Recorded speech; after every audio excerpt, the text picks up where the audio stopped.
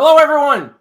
Welcome to the second episode of Jab Cross Hook, a FanSided MMA show. Myself, Iain MacMillan, Reed Wallach, and Amy Kaplan here to break down this week's fights. And we're going to talk about last week's fights as well. And let's cut right to the chase really quick, guys. We were terrible with our draft picks last week. They let us back, though. What's that? Yes, they did allow us back. I guess they gave us a little bit of a mulligan on the first show. But for those of you who didn't tune in the first show, what this is, it's a MMA bet draft. We are going to go through, we have 3 rounds this time. We are going to draft bets for this weekend's UFC card.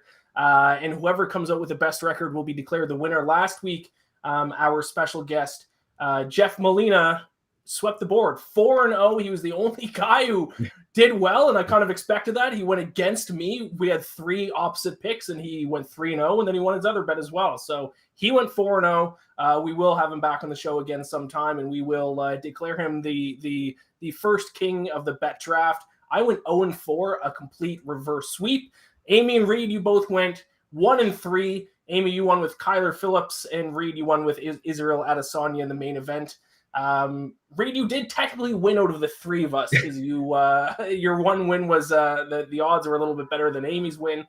So we are going to pick the draft order. We are going to get into the draft a little bit coming up in a little bit. First, I do want to recap kind of what happened here this past weekend. We are going to have on special guest Vanessa Demopoulos here in a few minutes to talk to her as well. And then at the end, we will get into the draft. But first of all, hello. It is nice to see you two.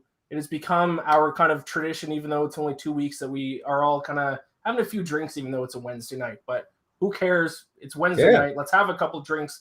Reed, I hear you switched up your beer. Are you hoping for some better luck with a new beer this week or what? Well, I did win, and I did drink a victory. Technically. I did a victory ale last week, so I did go to the local bodega across the street, and we got a Trog's Sunshine Pilsner. I've never had it before. We'll get that going. Solid, rock solid Pilsner right there. Nothing special. Gets the job done. But no, UFC 271, great card, I thought. A lot of action. Draft, not as great. But I will say that I thought my picks were in the right place. I would say besides Izzy, my 3 other picks had all lost. I thought they won all 3 of their first rounds. I had Sergey Morozov, who bloodied up his opponent Andrade in the first round. Crazy comeback victory. Alexander Hernandez, I thought competitive first round. He was submitted in the second round. And Derek Brunson, pretty out on his feet in the second round after winning the first round. But overall, awesome card. I was impressed. I thought I was in the right place. I ended up winning. So overall, not too shabby. Amy, what do you think? I mean, it was a great card. Oh, wait, I got to talk about my drink. What are you drinking? I've got peach wine. It's basically juice. I don't really drink much, but that's pretty good. Spirit. But yes. I just personally, normally I'm at the fights. And so it was really nice to be at home on my couch in my yoga pants, my feet up, and I could hear the commentary. I could go to the bathroom if I wanted, because that last pay-per-view card, we had to go up an elevator and through the concrete. It was crazy. Nobody went to the bathroom the whole time. So it's like being able to enjoy the fight like a fan does was really kind of cool. So I really, really enjoyed that. I think I might stay home a little bit more often. I actually have a lot of thoughts about the main event, but I'm going to wait till we bring on Vanessa to get her thoughts as well before we kind of dive into that a little bit. I am drinking a little craft beer, Bronx Brewery, staying local here in New York City. It's an IPA. I have my gripes about New York City beer, not nearly as good as good old Nova Scotia beer up in Atlantic Canada, but not bad. I had to change things up as well. Reverse sweep was brutal. I will kind of give all of us a little bit of an out here, a little bit of an excuse for why we did so bad. I think the draft format kind of encourages you to take underdogs to kind of get up on kind of each other and kind of on the competition. This past weekend, terrible card if you're an underdog better. Favorites went 11-3.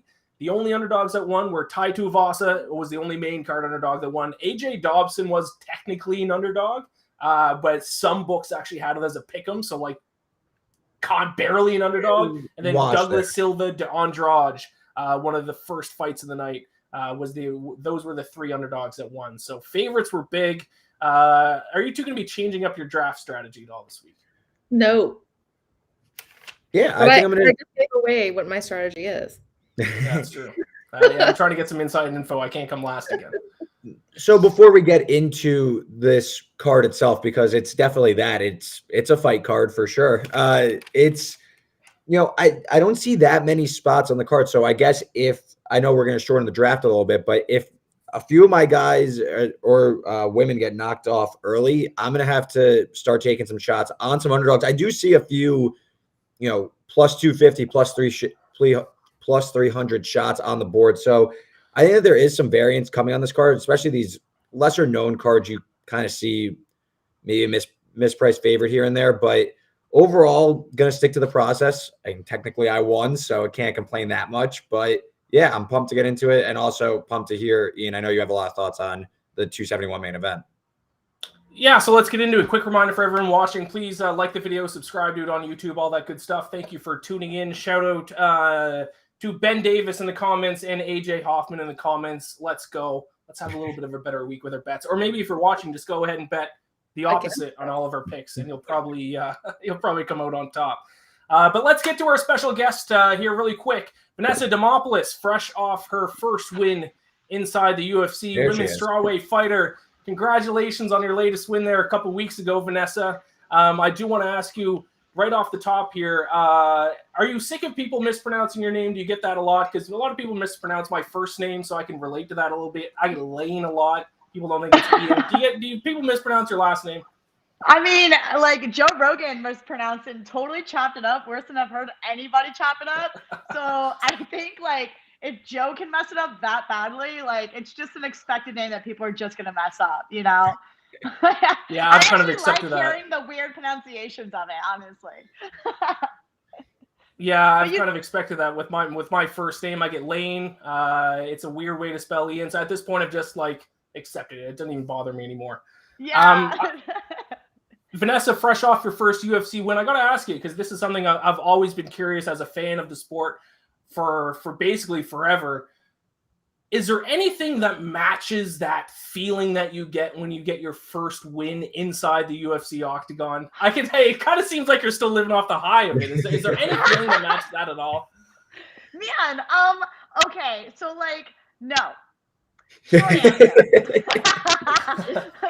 okay, so like if you were gonna like, okay, imagine like you go to the store and you're like, man, I want something sweet, right? And then all of a sudden it's like, boom, there's your absolute favorite dessert. But not only that, like you didn't even know that they had it, right? Like you walk into like a barbecue joint, but you wanted something sweet and they had your absolute most favorite dessert. And then like your favorite people are there with your favorite dessert at a place that you had no idea it was going to be there. And it's like the best birthday ever because it wasn't even your birthday, but now it is. Like, I don't know how to describe how amazing it feels, but that's kind of close. Wait, what's amazing analogy. Dessert, I need to know what the favorite dessert is. Oh, so I love like a really good Boston cream pie with like extra fruit on top. Yeah, and like some gummy bears on the side. Ooh, I'm a big gummy bears guy. Yeah, I'm a big gummy bears guy. Vanessa, you didn't just win though in your debut. You crazy comeback, impressive submission. So how did that all go down? Did you envision that is that how you envisioned your debut going, or was that completely out of left field? You kind of just made it happen. Well, what happened was out of left field, but I absolutely envisioned myself grappling, you know, catching an armbar. I honestly wanted to get a stripper choke off, but I'll take an armbar.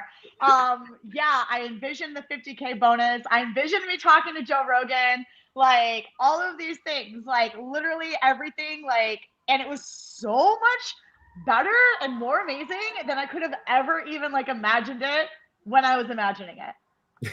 You know, you mentioned Joe Rogan and just the way like he had, you know, he's not at every fight and he wasn't at this last one, which is kind of controversial, but like it couldn't have happened any other way, because if you had been on this last card, you wouldn't have been able to jump into his arms, you wouldn't have been able to have that iconic moment. So it really, like you're saying, you're like, it happened the way it's supposed to happen. Just crazy. So much better, because I was supposed to fight the week before at the Apex. And yeah, he would not have been there, and I still would have got a post-fight interview, but it would have looked totally different, you know? Man, it was just like so incredible to fight in front of fans and like be on a pay-per-view card, even though I was on like the early prelims, like the early prelims. Dude, like it's freaking amazing, man. Like literally, it was so awesome, guys. I can't even there's nothing that describes in like not fighting life what it feels like to be there. If it had been Michael Bisping, would you have jumped into his arms, or was it like it's gotta be Joe? Definitely not Michael Bisping. No, because I just don't feel like he's got that vibe, you know, like he's not like down for the ride. Like that dude will walk off on people who are like in the middle of their interviews. Like, I heard you just say that you wish you got off the stripper choke. I don't think I've ever seen a stripper choke finish in the UFC. Is this your own personal move? What's a stripper choke? Yeah, I have a whole guard. It's like stripper guard. Like, yo, like, man, I do all this really crazy stuff that like you literally have never seen before. And it's super dope. You know, one day I'm gonna put out a whole like flow grappling series on it, I promise. Yes, future opponents. You will have no tape on this. You are going in blind. You will have no idea how to defend this. You stand no chance. Literally, yes, it's so cool, man. Like when I get to grapple with new people, like they're always like, "Oh, this is different." Like, "Oh, I wasn't expecting that." So it's really cool. I always wanted to see more rubber guard in the UFC. Do you use rubber guard at all? I don't. Yeah, but like it's like, you know, like, and then like you gotta like you're flexible enough for it.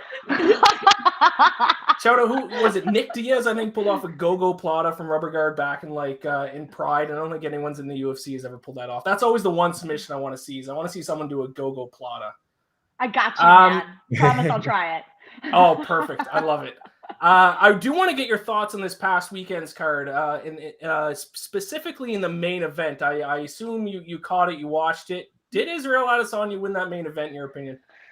Whew, man, I don't, you know, I love Izzy, first off. I do. Sure. And I think that, like, on the feet, yes, he was definitely outpointing Whitaker, but Whitaker did such a good job at recognizing that and going in for the takedowns, and he solidified these takedowns, man. And I was really impressed at how, like, quickly Adesanya was getting back up, but still, like, Whitaker got the takedowns. And I feel like it was close enough on the feet that the takedowns definitely should have, like, accounted for more. So, like, you know, when they were interviewing him afterwards and Robert was like, man, I felt like I had done enough, like, I get the vibe, dude. Like, he really had, I thought, kind of done enough. But they always say you have to beat the champ to be the champ. And maybe he didn't beat the champ bad enough. You know, we've seen a few of those controversial wins when it comes to championship belts, not so much in the under ranks. Yeah, that's an interesting point, because the whole you got to beat the champ to beat the champ, it's like that's what everyone's saying, but that's not technically in the rule book. But it's time and time and time and time. I can think of countless examples that were close fights that I thought went one way, but they gave them to the champ. The other one that comes up in my head immediately is Dom Reyes against John Jones there a couple years ago. That was the first one that came to my head too. But then you want to look at the example of Moreno versus Davidson. That fight was so freaking close, and they gave the belt back to Davidson. So that's a fair point. Yeah. Go ahead. No, you go, Ian. You finish your thought on, because I was just going to say, I had Whitaker. I had him winning 2-4-5, I think. I tweeted out and I got ripped apart. People were like saying I should stick to other sports. I shouldn't even watch UFC anymore because I thought Whitaker won. I was like, hey, I thought it was kind of close. Like, even if you think it was Adesanya, I don't think you can say it was like me saying Whitaker won is the craziest thing in the world. But also I had money on Whitaker, so maybe I was a little bit biased that way. That's probably fair. Yeah. Go ahead, Reed. No, I all fair points. I thought Whitaker put up a very valiant fight. It shows how good Izzy is. That, like, again, Vanessa said it very well. You have to really go out and make a statement that you are the champion now. You like Ty goes to the champ, in my opinion. That was a very close fight. Whitaker did land a few takedowns, but like Izzy also stuffed a bunch of them too. I thought on the feet he was the better man. Yeah, Whitaker, I thought he, you know, looking back at the line, Izzy was, I think, minus 270, Whitaker plus 225 in that range. Probably a little bit closer than that if there was supposed to be a third fight, but Izzy's just too good, man. He's too long, too rangy. I thought he rightfully won that fight. People who say Whitaker won, I'm not going to like say you're nuts like people in your replies did, Ian, but ultimately I thought the judge got right. I thought it was a fair scorecard. I don't think like Whitaker got hosed or anything. No, I don't think it's he got ripped. It wasn't like off. a robbery. No, it wasn't a robbery, right? That was the Yeah. definitely wasn't a robbery, but I thought Whitaker got the edge. Mm-hmm. Yeah, I was expecting him to come forward a little bit more when he kind of knew that he was behind on the scorecards. I was expecting him to just like barrel in like he did, but that's also how he got caught. So like Mm-hmm. he knew not to do that, but also like when you're kind of like running behind a little bit, like I was expecting a little bit more of that. Yeah. Go ahead, Amy. Sorry. No, that's okay. I was just going to say that like before the scores were read, I tweeted something like, oh, here comes the robbery tweets. Because I knew no matter which way it went, somebody was going to say robbery, which if that's the case, it's not a robbery. Like that people don't understand close fight can't be a robbery. That's not how it works. Yeah. So. I do think they need to come up with a better scoring system. I actually think it was Jeff Molina, last week's guest, who suggested it. I think it was him. Maybe I'm wrong. Yeah, but they include 5 judges instead of 3, so you got to kind of have a broader view on the fight. But then again, it still could have gone at a side regardless. It was a close fight. I've definitely noticed that judges are being a lot more accepting of MMA versus like it used to be like just boxing judges. Who are like now doing MMA stuff. So it's like any sort of grappling, like jiu-jitsu wise, like you were just automatically losing. And that's not necessarily the case anymore. Like I've seen so much more jiu-jitsu and I've seen judges respecting the jiu-jitsu. And I think that that's really cool. It goes to show some evolution, Yeah, great point. Yeah. Also, I mean, listen, my favorite thing when I watch, obviously you are a UFC fighter, but I'm a big fan of the leg kicks. I think that they're the most underrated thing going in UFC. They're the most effective, I think. You think it's a great sign of if people come out and they commit to the leg kicks, it chops down your opponent, slows them down, it pays off in the long run. As a UFC fighter like that, what kind of strategy goes into something as simple as like I could sit on my couch and say they got to work in the leg kicks, they got to stop their opponent from coming in. Is it that simple? It's that much of a communication with your coach, or are you not working in leg kicks at all? Ooh, I think that goes on like who you're going up against. I use leg kicks a lot, which is exactly why I ate that right hand right down the middle of my throat. I was going in for a leg kick and she just jarred me right down the middle. But like, for example, with me, I'm fucking tough as nails, bro. Like there's literally nothing you can hit me with that like if it doesn't put me out, is gonna put me back. I'm not gonna go backwards, So it's like you could kick me. But I don't know, like there's something in my brain that's just like, no, like, bitch, we're here to fight, where I feel like some other people, like they'll feel that and be like, more conscious of what's getting hit. So it really depends on who are you fighting and like what category do they kind of fall into, like what are their behaviors during the fight? Like, I think that's really important as a fighter, and analyst. So one thing that a lot of the fans kind of like latched onto was number 1, the splits that you did during weigh-ins, which I was like, oh my God, I have the greatest photo of you. 2, jumping into Joe Rogan's arms, and 3, your post-fight interview kind of revealing like your past as a stripper, the fact that you gave up stripping to fight. So like, did it surprise you how fans like responded to all of that stuff? Man, I got so much light and positivity, and like so many people are just like, man, you're so refreshing. I'm like, oh, thank you. Like just being me, man. And I think I wasn't expecting so much negativity just because of I'd like to think that it's how I carry myself. I think it would be a little bit different if I carried myself with a little bit more derogatory like way. And I don't know, man. I think people like they enjoy who I am and they see that what I do is separate from who I am, and I think that's really freaking cool. Like I haven't seen a lot of negativity, and like I don't know, maybe also like I'm like blind to it because I don't look at that shit, like I'm just such a positive person. I haven't seen much negativity about it. Yeah. Really, everything I've seen was really positive.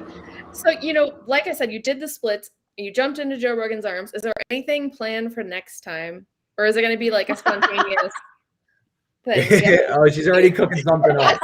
Something planned. I can't give all the secrets, you know. Yeah. You're just gonna have to watch and know I got some shit up my sleeve. All right, so you have something planned, and we'll see.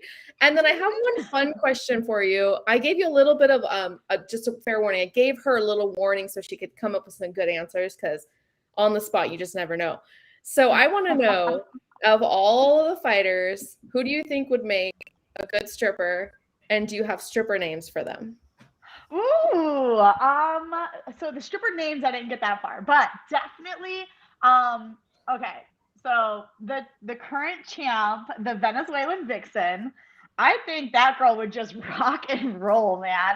Like personality wise, like she would just be able to go out there and just like get those dollars, you know? And I also think that there's like some really, really pretty girls, but that are like fighters, like, man, so many of them. Amanda Rivas, I think, has got the personality to just go out there and just like, people are just going to love her. You know, they're just going to give her money just because she's awesome. What about the men? Are there, like, I don't know why, but I keep thinking like I could see Derek Lewis on the stripper pole.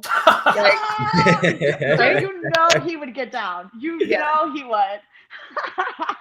I got a name for a guy really quick. Former UFC fighter, fellow Canadian, which is why he's always in the back of my mind. Elias Theodoro, because wasn't he a ring card for Invicta for a little bit? Invicta, yes, absolutely. He'd be perfect.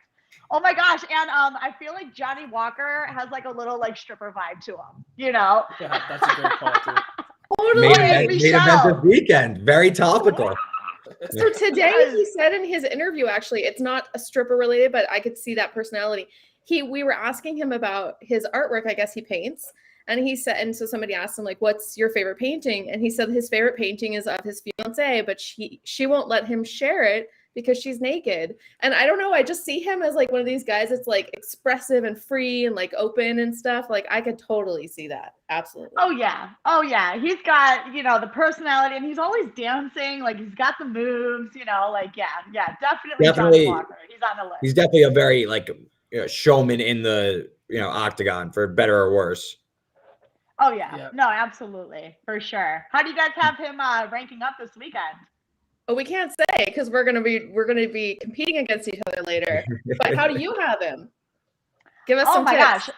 Okay, so I think that just from knowing him, like he is so much more focused right now than he's ever been in the past. You know, like when he was going up against who was the last person that he fought? Thiago Santos, if I believe. Thiago. Yeah. Man, I had never seen him more lasered in, you know, and I feel like he really matured a lot in that camp. So like just knowing how important that was to him versus like a lot of his other fights, like he's just like so talented that I feel like he was just walking in there and fighting, you know. But now I feel like he's a lot more like niched in to like taking his camp a lot more seriously. And I know that he was out in Ireland and just really like isolated. So I think he's gonna do pretty damn well, honestly. Okay. And then I guess our last question for you is: do you have an opponent coming up or a fight? In, you know, any kind of insight you can give us on when we might see you again? Man, I wish.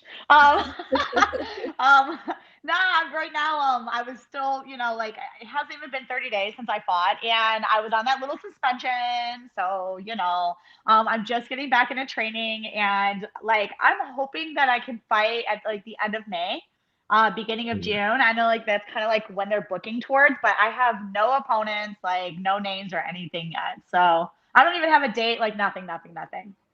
Yeah. Do you have something you want to fight? I'm trying to fight myself, you know, like, yeah. Let her out there. Here's a little promo right now. Let me at him. Amazing. Yeah. So that's my spirit right there. No, there's nobody who's like, I'm like calling out. But I mean, shit, I should look at the roster and just start like picking people's names and stuff and be like, you, hey, you. Yeah. I see me. Well, Vanessa, thank you very much for your time. I appreciate it. You've gained some fans tonight. We'll be keeping an eye on your career moving forward. Best of luck with everything. Thank you for your time once again, Thank Vanessa. you, Vanessa. Thank you guys for being awesome. Have the best day ever. See ya. I All love right. her so much. That was awesome. That was really awesome. Smile around her. Yeah. No, I mean, just everything she was given from, her fight IQ to all that. That was really a lot of fun. Yeah, I agree with AJ Hoffman here in the chat. Vanessa is awesome. She's bringing the energy. Very, very high energy. I love it. I love it. I'll definitely be rooting for her in her next fight. What do you guys think? Should we get down to brass tacks here? Should we get into the draft? Yeah, let's I'm do nervous. it. I'm nervous. I can't. If I go own, well, I guess I will announce this. Quick change to the draft for this week because it's a little bit of a smaller card, not a pay-per-view. We're narrowing it down from 4 rounds to 3 rounds. First round is going to be prelims only. Next to the second and third round, we can include main card fights.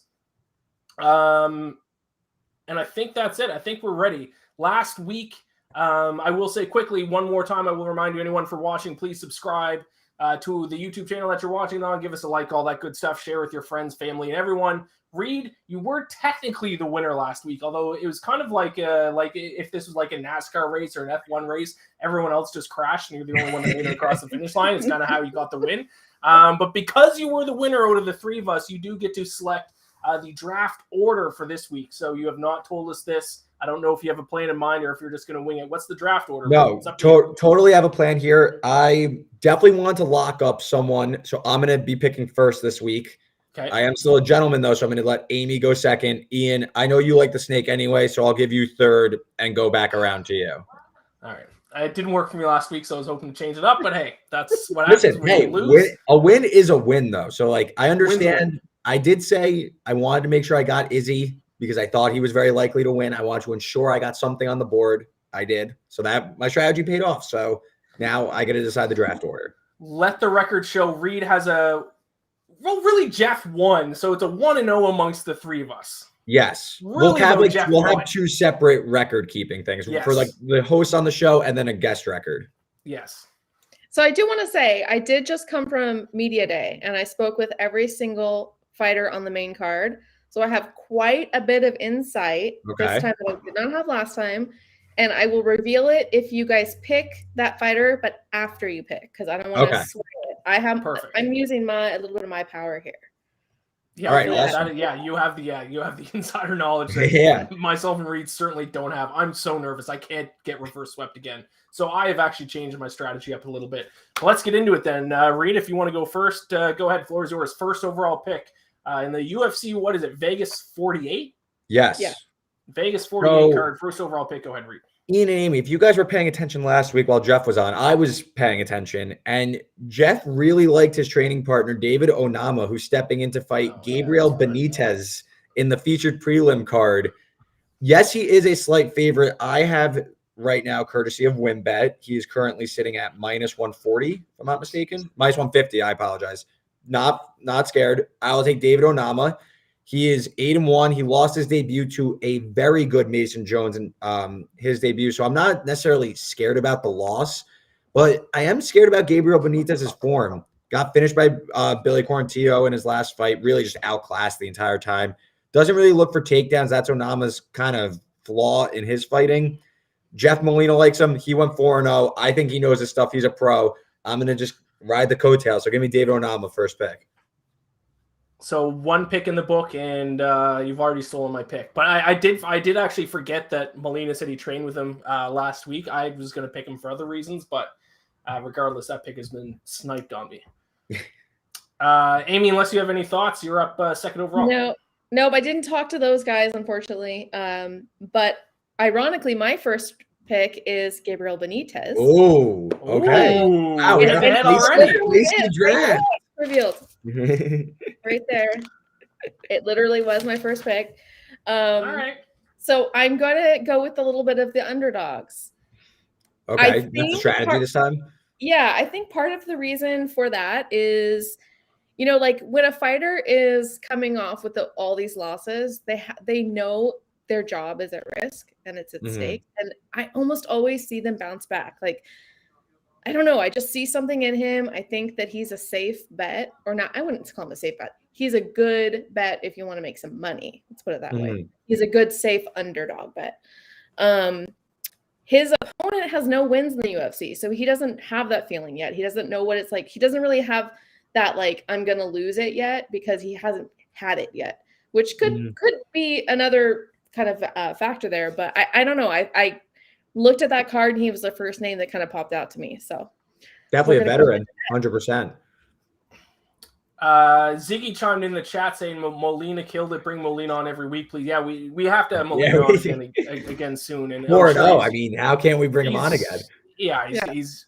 I will quickly say who his picks were. He was on all 4 favorites, which I thought was kind of square at the time. But then, I mean, if you're going 4-0, you're going 4-0. He was on Arlovsky, Maxime Grishin, Jared Cannonier, and Bobby Green. So 4-0. I saw Jeff today too, by the way. He is in the corner of David I can't say his name. He's in his corner. Yeah. So that's I love the confidence.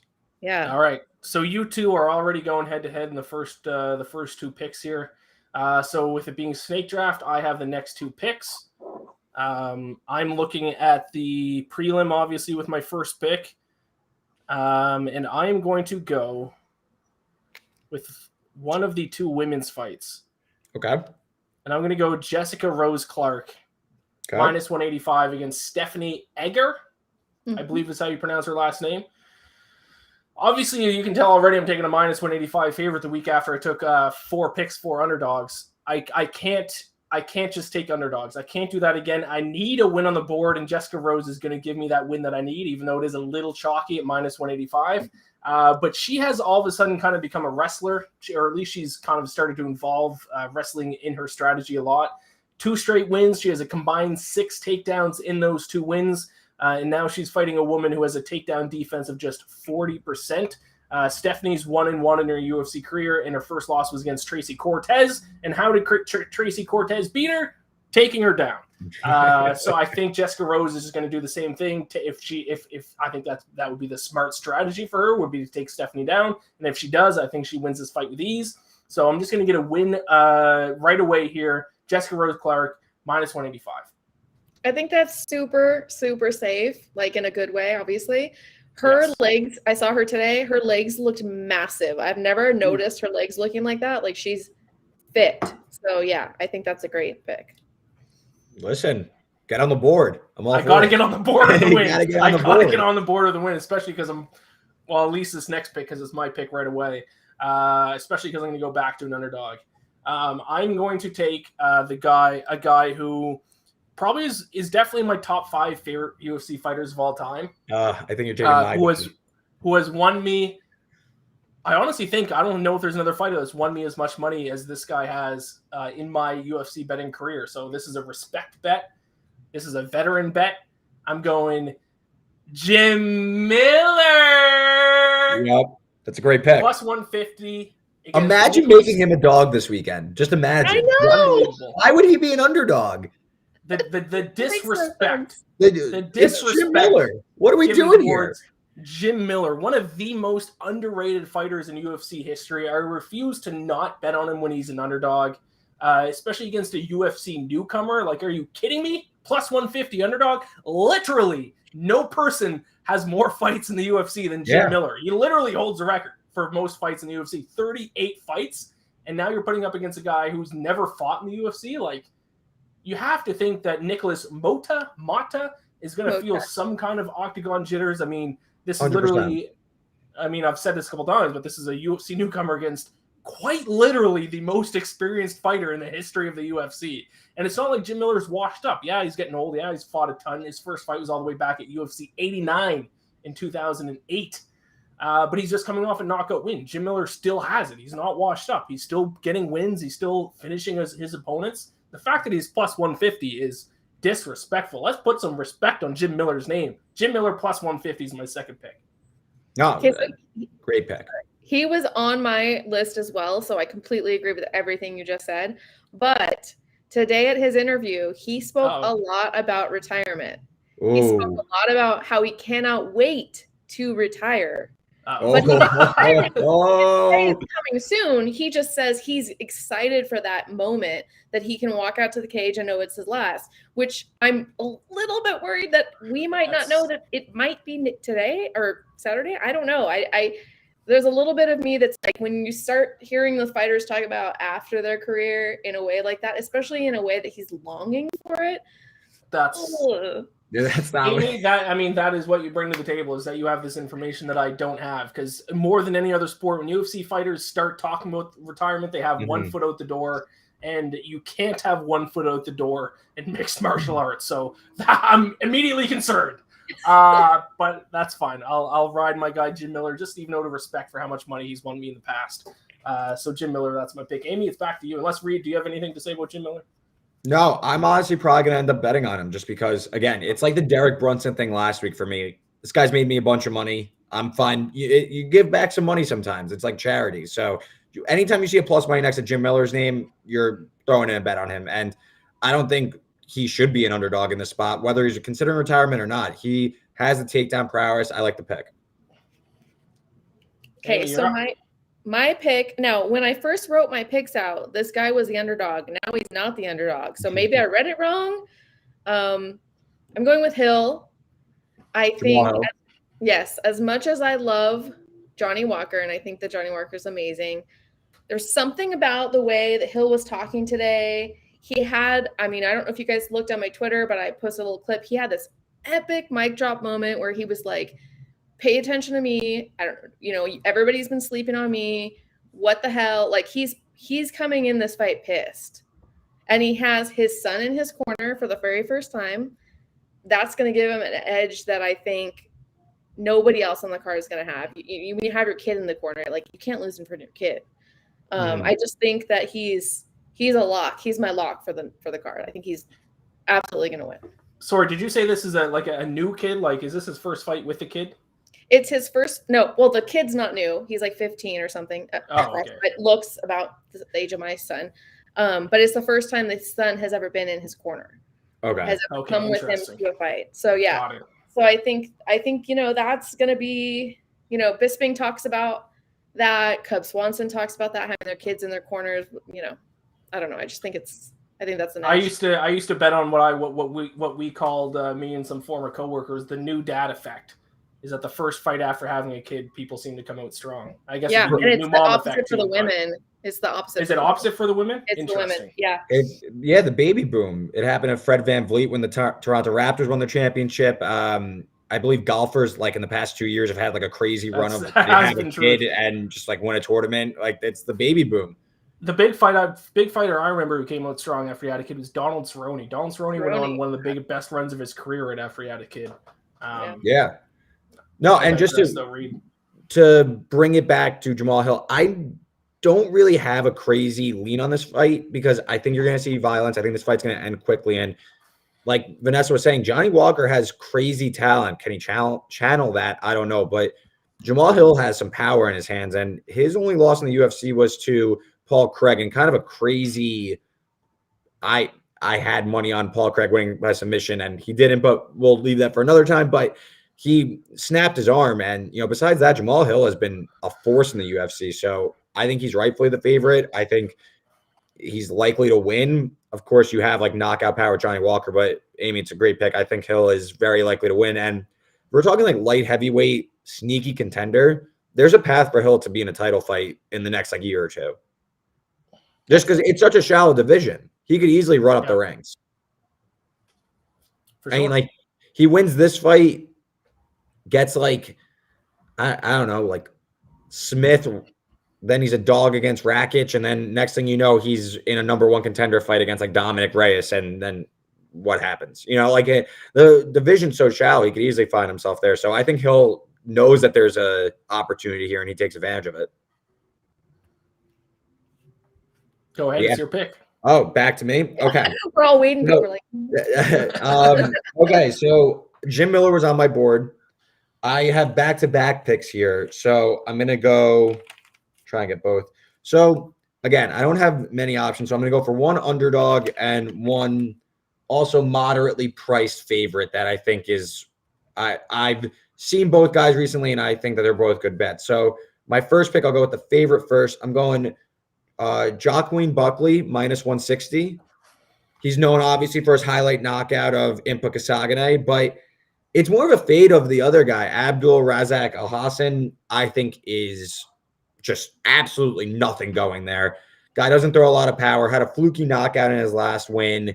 I don't buy it at all. Buckley, to me at least, has more of a well-rounded game. I don't think he's anything special, but I think he's clearly the side here. He's probably going to win by knockout. If I had to say, I think he wins this one early, just brings more power. But Buckley minus 160 is my play as pick number 2. So another moderate favorite, but I think that, he might look like minus 300 after this. I agree. I do have a little bit of an insight about Here we go. Abdul Razak I'm not going to. Al Hassan. Thank you. I've been drinking. I don't know. That guy. He is with a new camp, which always proves to be a dangerous thing because you just don't know what kind of fighter you have. But he also pushed this fight due to an injury. And I think it's only been pushed a month, which means there could still be some lingering. He hasn't tested himself yet. He didn't reveal what the injury was. Maybe he did on social media. I'm not sure. But I think you have that's a pretty good bet there. Yeah, I mean, also 9 years older than Buckley. Like, he's changing camps, but he's trying to do the math in my head real quick. He's 37 years old. I don't think he's getting any younger. I think Buckley, he's like a physical presence. I think he's got him covered. Ian, what do you think? I agree with that pick. I think that's a solid pick. I will say for anyone watching this, if you're looking for a show where the hosts are going to pronounce everyone's name right, you're at the right show. We're going to just constantly mispronounce everyone's name. I'll hear names 100 times and I'll still mispronounce them. Me too. I had to hype myself up to pronounce Demopoulos correct before we brought on our guest. So I think I nailed that. But I digress. Reed, second pick. So this is your final pick. Yes, this is my final pick. First pick of the third round, your final pick. Yeah, I'm feeling pretty good about my first 2 picks. Considerable favorites, but nothing crazy, nothing like last week. So I'm going to take a shot with Jesse Schrader, plus 200 underdog. Again, fade on the favorite here, Chad, another name we're going to spell or pronounce wrong here, and Helger. Why is he minus 250? I know he has more fight experience. I know Schrader lost his debut in quick fashion, but I don't know. These guys are knockout artists. They're both low-level fighters. Why can't Schrader land a knockout punch? Plus 200. This board to me doesn't scream a lot of value, so I'd rather look for maybe an opportunity somewhere to cash. And Schrader to me, listen, maybe he gets run over, but he's a plus 200 underdog, so I'll take a stab. Tough board to handicap for sure. Yeah. Interesting that you went back to the prelims for an underdog there. I don't hate it. Amy, what do we think? We get any eyes on Schrader today? No, didn't even. I don't even know that I would know what he looks like, to be honest. He's not one that I recognize. No, I didn't see. First fight of the card. No, he's the third fight. Oh, is he? Okay, I'm looking at wrong information then. Yeah, Wikipedia is lying to me. Oh yeah, come on, Wikipedia. I sent you the. She's there. She's there. I don't know why I'm looking at Wikipedia. I don't know why. I don't know why I trust Wikipedia. That's on me. I'll look at the sheet that you sent. But Amy, go ahead with your last pick. Any fight card online until I get the paper one from the UFC. Even then, it's not. This one doesn't have it, but normally I should find an old one. Normally they'll say like revised number, and one time we got one that was like revised 14 times, and I was like, oh my god, because people kept like cutting and getting yeah. So that way you knew which draft it was. Okay. Oh, this is hard for me. And I can't bet on like Johnny Walker now, right? Because I already bet. No, can't bet both sides. Well, that's not fair.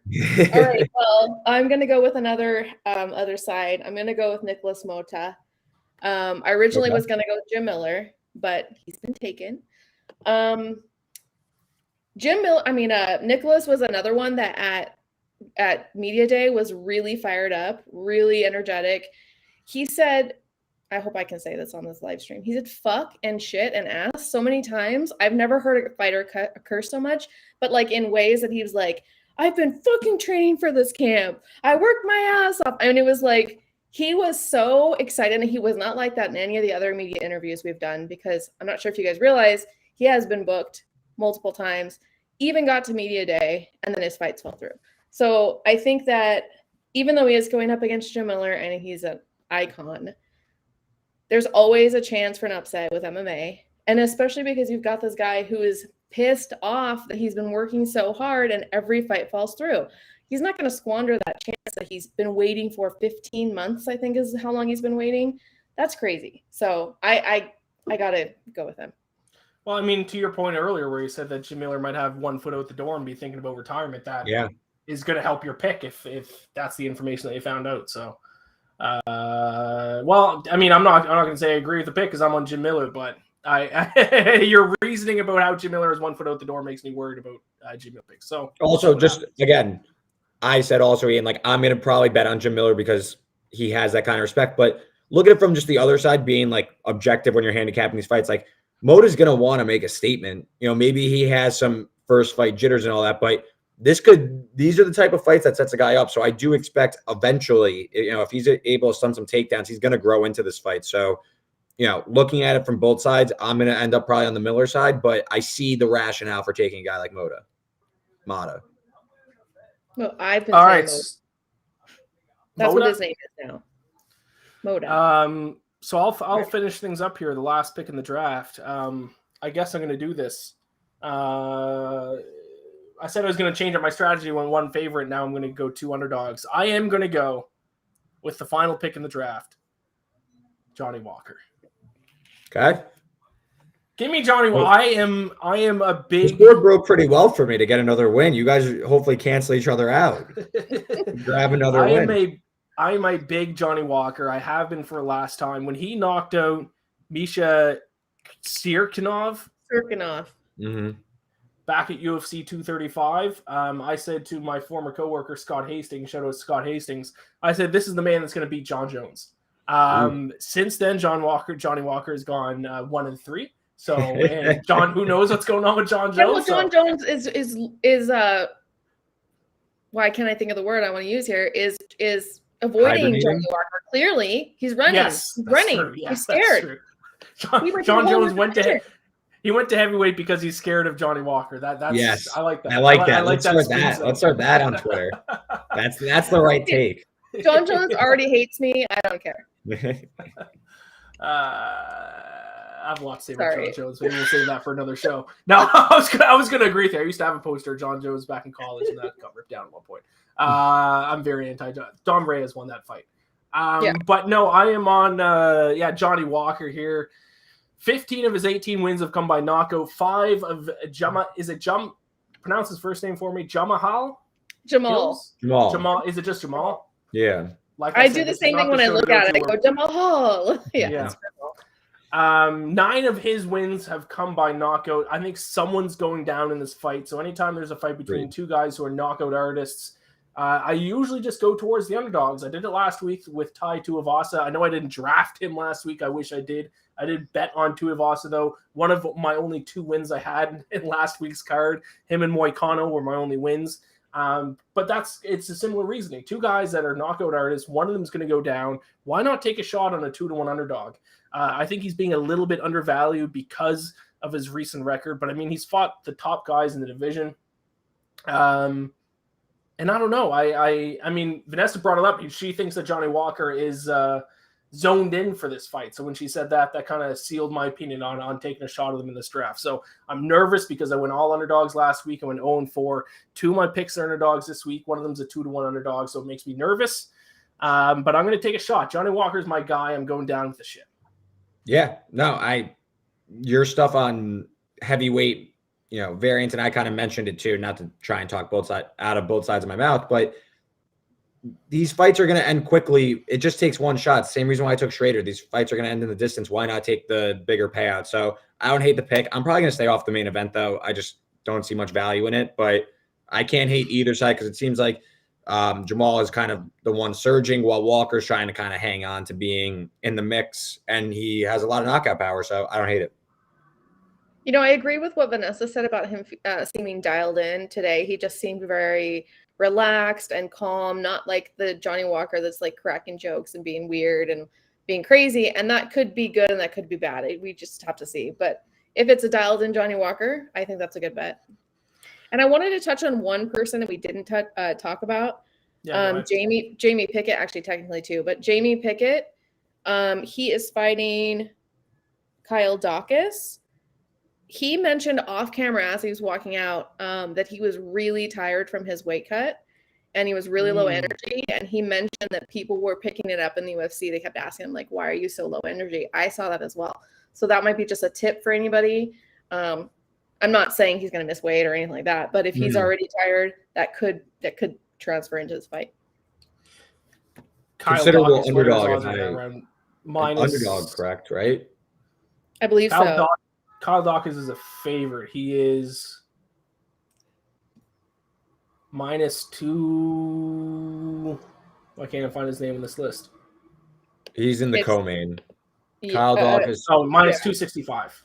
Yeah. So people may be kind of wise to that. Yeah. So if you're looking for like a good underdog bet, I would not go with that one. Interesting. Kyle Dawkins is pretty good. Kyle Dawkins is tough out. So not necessarily someone you're looking forward to face for sure. And maybe that's a situation you want to look at Kyle Dawkins to win inside the distance. I don't have the exact odds on that, but you probably don't want to lay minus 265. So maybe you bet on him to finish the fight. Probably get a lot closer to even money on that. Excellent point. And then I also wanted to talk. I want to do like a cool thing that we do on FanSided.com. We do a who is kind of like profile of a new fighter. I wanted to pick somebody on this card that maybe you guys don't know, introduce him to you, give you a little bit of insight from Fight Camp. And so I wanted to feature Jay Perrin. He is a last-minute replacement. I think he filled in yesterday for Khalid Taha, which is who I was originally going to feature, which is kind of ironic. But, you know, Jay is fighting out of Las Vegas, so he is not going to have the travel wear and tear that a short notice fighter coming from somewhere else might have. That's a good sign. There's no odds on this fight yet, I don't think, just because it's so new. Check maybe tomorrow, check in a couple hours. There might be some now, who knows. I'll check as we're getting the video queued up. Cool. And he is fighting Mario Bautista, who is coming off a loss, has not won a fight since 2020. But that fight, he did have a really crazy flying knee knockout. So that's something to consider. And he hasn't fought since 2021. So it's been a year since he's fought. So that's another thing to think about. So I want to give you guys a little bit of insight into Jay as well. He lost his Dana White Contender Series fight via controversial decision. So a lot of people felt like he won that fight. So he's going to come in with a little bit of a chip on his shoulder, I believe. He is a former champion of Cage Titans and a current champion of CES, and he was actually training for that to defend that title. So he was already in a fight camp. So that's another good thing. Most short notice fighters are not in fight camp, not fight ready. He is definitely fight ready. And he has only the one loss since 2017. So I think he's like real. Like this is a legit guy coming in. And I actually talked to him today, and here's what he had to say.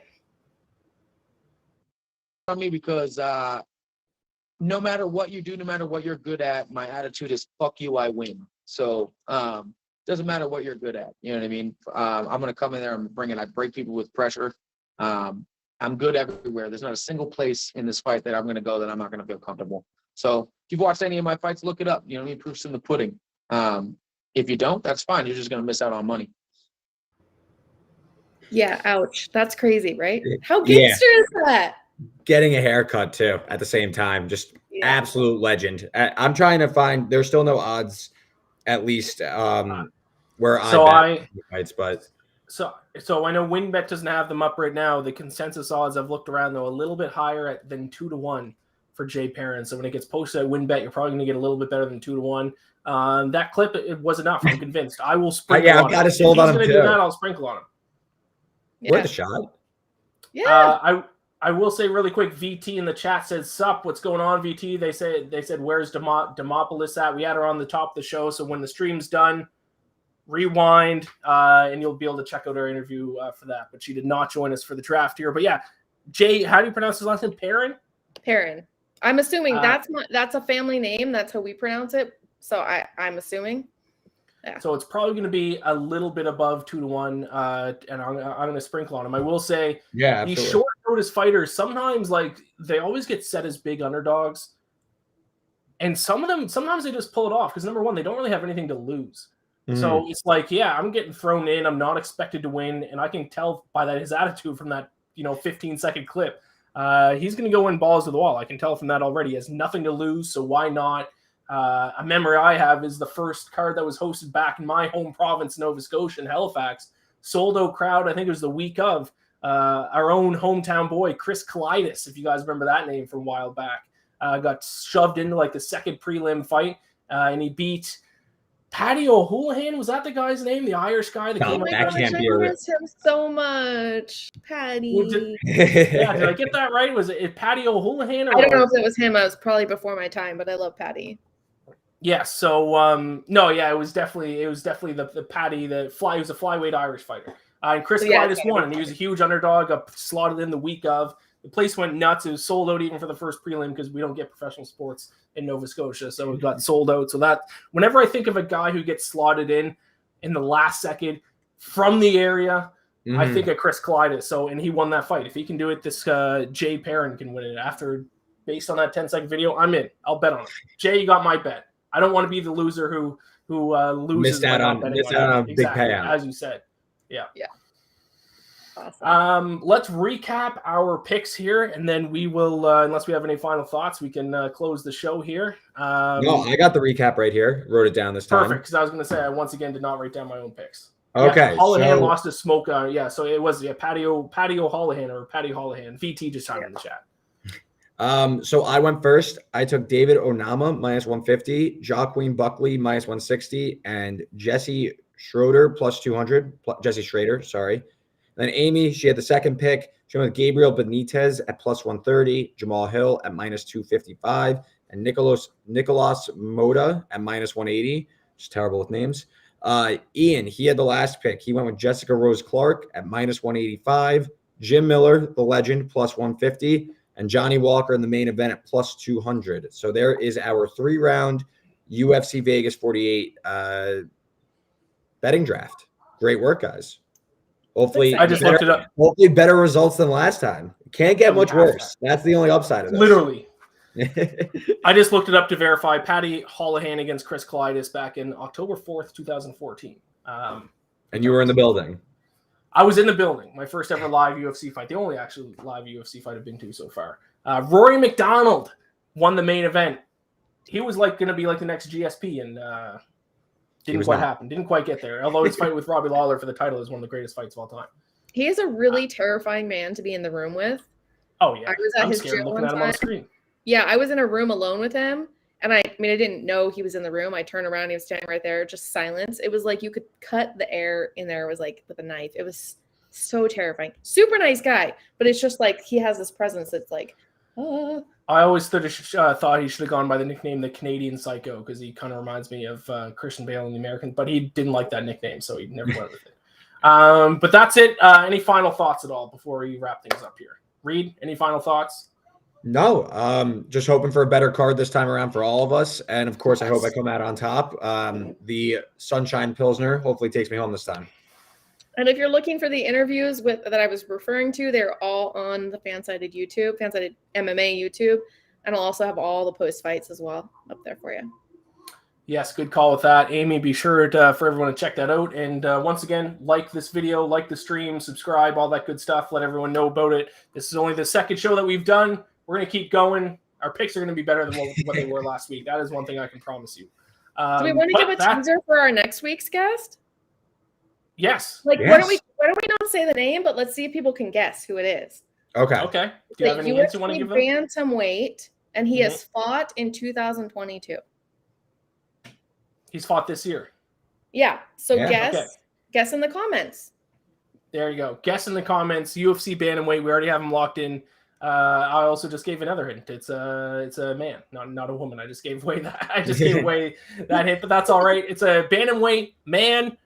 Already fought in 2022.